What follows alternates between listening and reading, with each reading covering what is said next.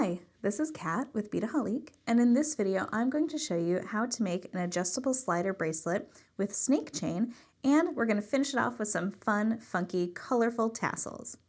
Alright, so I have a couple examples here on my table. So I did one that had these little turquoise, teal, sort of fun little guys here, these tassels, and then I did a purple and gold version. So let me first talk about the snake chain that we're going to be using. So let me draw your eye up here to the top. So I have 5 different varieties of snake chain.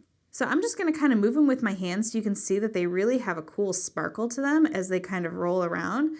So what's really neat is we have up here at the top, we have a lovely silver, and then going down we have a gold, and then these 3 at the bottom. So this is a gold with a white on top of it, and this is a gold with a black, and a gold with a turquoise teal. So some really fun colors, and of course you can coordinate them with the colorful tassels. And we do have gold caps and silver caps in the tassels, so you can just mix and match and choose. So you can also do mixed metals if you like. There's no wrong answer here. So this is really fun, and we're going to be working with that today. So the main component here is the adjustable slider clasp. Now I'm just going to pick up one of these so you can kind of see how it looks. So you just sort of pull it, and it adjusts to your wrist. So you can pull it all the way to the end to wear it, and then when you're ready, just pull it on and sort of adjust the size that you want. Now you can see that I'm trying to not sort of pull too much on the tassels here because we don't want those to pop out.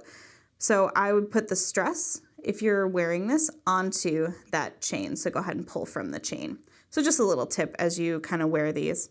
So really fun. So what I'm going to do is I'm going to kind of recreate one of these using the navy blue tassels. I have some silver snake chain here, and I have my little silicone adjustable slider there.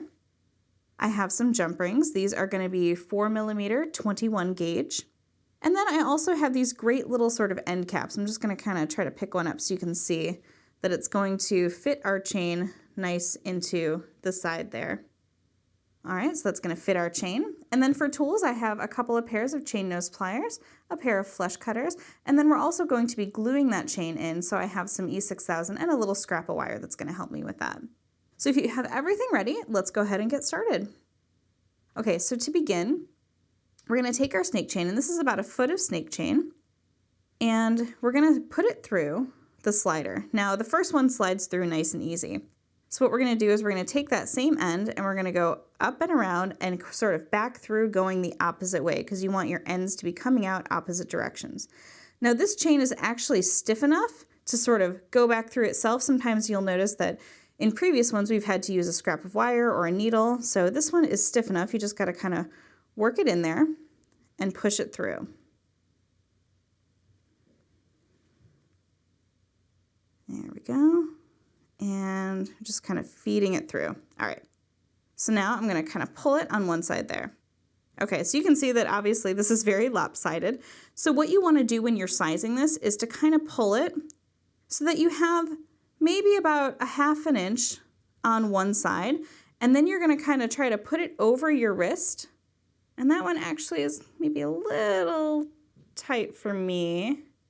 So what I'm going to do is I'm going to kind of pull this large side here, and I'm going to see if I can pull that out just a little bit. Just a little bit. All right, slip it over my wrist. There we go. So that's the size I want. So before I adjust any further, what I'm going to do is I'm going to come in with my flush cutters, and I'm going to trim off this side so that I have, again, just about that 1/2 inch or so. All right, so now we can remove our extra little bit. So now go ahead and take these 2 ends and sort of, you can let them come together a little bit, because what we're going to do next is we're going to add on our little glue ends. So just taking a little bit of E6000 here, I'm going to move my examples out of the way. Just going to place a little dab onto my Post-it note here. And I'm just using a little scrap of paper, so you can just use whatever you like. So what we're going to do now is I'm going to get a little bit onto the edge of my wire here. I'm going to take my little end cap, and we're just going to kind of try to get some glue down in there. Don't worry if it kind of spills over a little bit. This is a tight little space, so I'm just going to clean up the sides there. And the great thing about E6000 is you can just really kind of pick it off afterwards. So I'll show you that later. All right, so now I'm just going to gently sort of slide it in there and just kind of press it together. Let it kind of glue for just a moment. And then I'm going to move on to the second side here. Now the thing with E6000, like I said, you don't want to put too much stress on this particular part of the bracelet because you don't want it to kind of come out on you. So go ahead and try to get as much E6000 in there as you can without it kind of spilling over. And then we're going to let this sit for at least, I would say at least an hour before moving on to finish off the necklace, or I'm sorry, finish off the bracelet.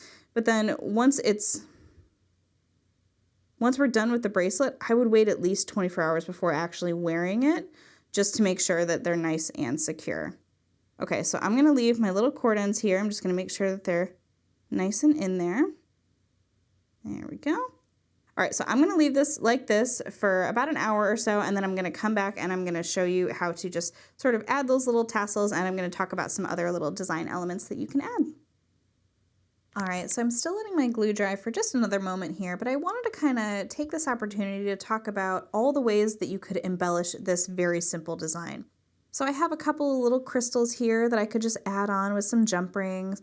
So that kind of makes it a really nice little elegant look if you just add some little drops. You can also add on some charms, which would be really great. Now, there's also nothing saying that both sides have to match. So let's say you wanted to add on a tassel, you could add on a little charm, maybe a little star or a little heart or something. So there's a lot of really fun options. You can also take a head pin, string on a bead, and make a little wrapped wire loop or a simple wire loop, and just kind of attach it onto the ends as well.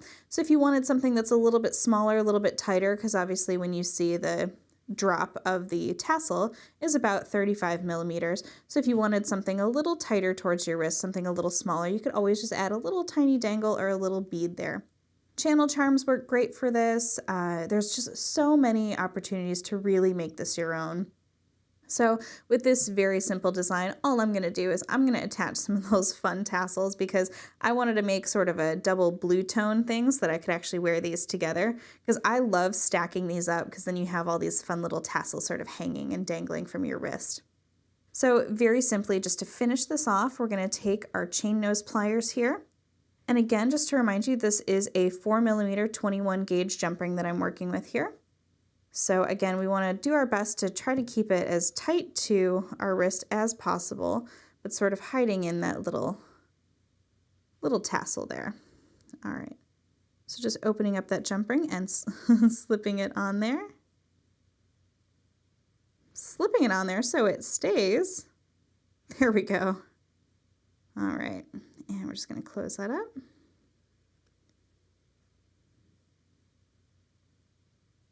All right, and just repeating again, making sure that we're all lined up there. There we go. Slipping on my tassel. Maybe this side will be better for me. Oh, spoke too soon. There we go. All right, and just close up that jump ring. So that is how easy it is to just kind of finish off that look. So again, be sure to wait about 24 hours before you actually wear it, but just kind of seeing how they kind of stack up and you can wear them. It's just really fun, and it gives the nice little illusion of a fun little tassel kind of ombre at the bottom there if you use the same two-tone. But be sure to check out and pick your favorite color of tassel and your favorite chain. And again, we do have these barrels in gold and silver, so you'll be nice and color coordinated. So if you want to see the full tutorials of these and written instructions, head over to Beadaholique.com, and that is of course where you'll find all these beautiful chains, tassels, and tools. And if you liked this video, be sure to hit that subscribe button below.